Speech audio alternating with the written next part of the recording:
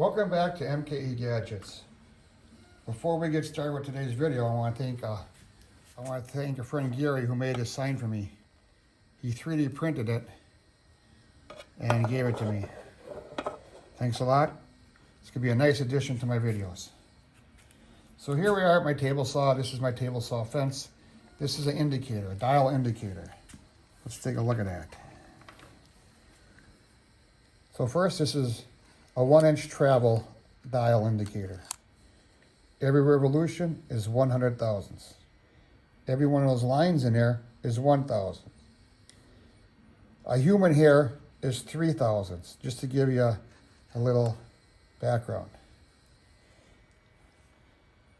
So I use this quite often on my fence, and at the end of the video, and stick around the end of the video, I'll explain more of how this works with your fence. This is a mag base. Put it down there, hit the switch, and that doesn't go anywhere. But the thing is, you can see it's kind of top heavy. It's kind of front heavy. It always wants to fall down. Whenever I set it down, it always wants to fall down. This is a delicate instrument. You don't want to bang it up. So what I have here is a piece of aluminum angle, and it has this big radius in there, and I can't get it over closer to the center of gravity because of that radius, and also the screw is in the way. And if this was longer, this would act like a foot and stop it from falling over. And I also could do is put it in the back. These are the sides, put it in the back, and that will help stop it from falling over. So there's a couple kinds of extruded aluminum angle. This is probably the most common. You can see it's got a big radius in the corner there. And that's, you can see how it falls over all the time. Let's just put the magnet on there. And that's what I have on here, the big radius. Then there's another type of aluminum angle, and that doesn't have a radius. It has a square corner. Sometimes this is called architectural aluminum. And this is the stuff you sometimes get at the home center.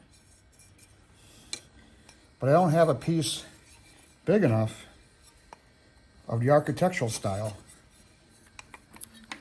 And I do have this piece. It's a little bit too big, but we can trim that. That's not a problem.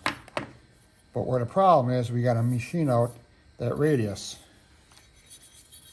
Make it long enough so it has a nice foot, so it stops rocking.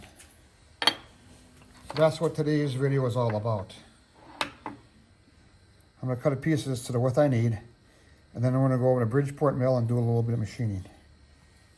So I cut my aluminum angle a little wide, and I put Sharpie on both edges. I want to machine for cleanup.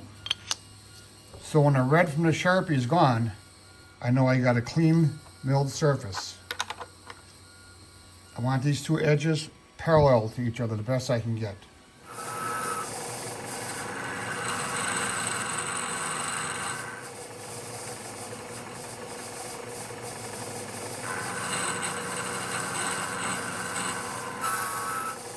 With the first side done, now I just copy and paste.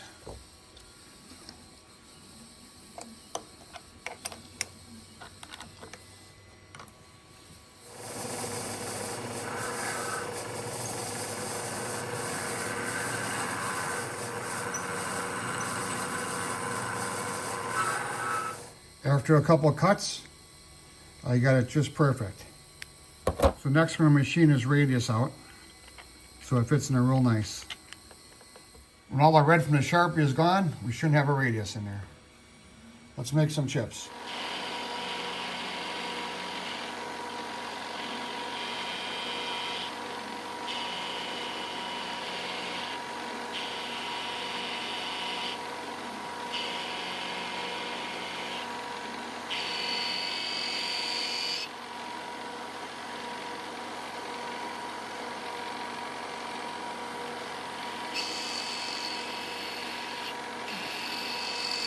You can see that corner is nice and square. Now we want to machine off this extra stock here. In a recent video, I turned a broken tap into a scriber. So with that, I scribe my line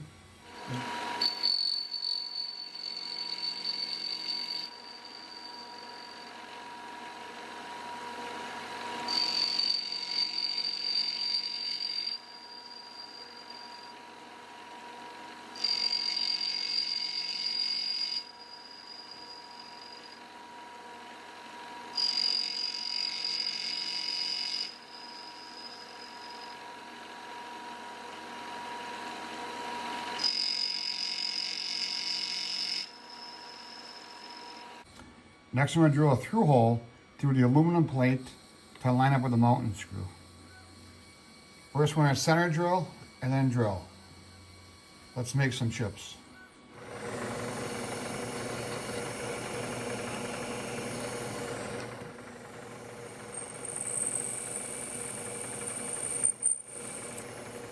Let's see how we made it out here.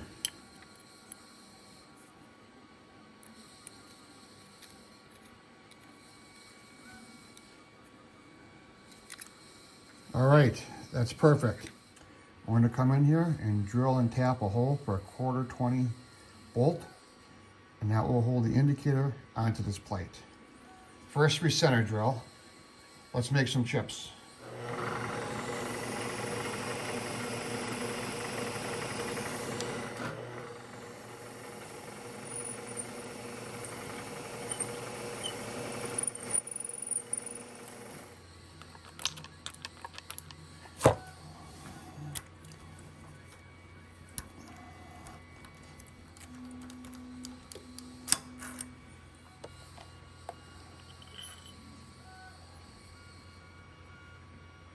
Let's do a little deburring on this, and we'll take it over to the table saw and we'll assemble it.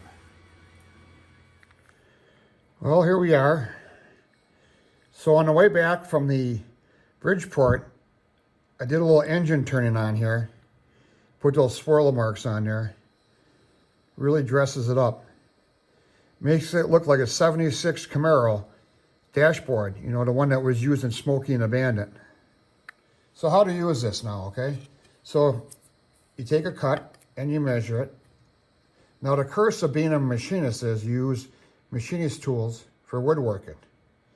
And if this was cut a little bit too wide, I come over to my fence and I lock it down.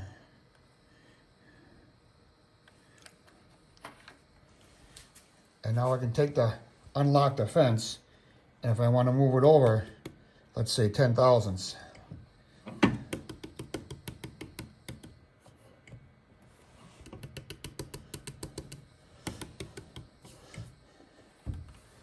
I move the indicator over 10 thousandths. I run my board again through the saw. I check it, and it should be 10 thousandths less.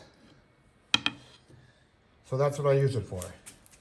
Now, if we unlock it, it's not so tippy as it was before. Because I moved it to the back, and we machined out that radius there. So the center of the gravity of the indicator is closer to the body of the magnetic base. And that holds really nice. Thank you for viewing this video, and please take the time to subscribe to my channel. I appreciate your support.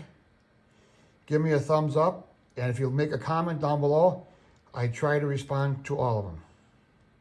Thanks, we'll see you tomorrow.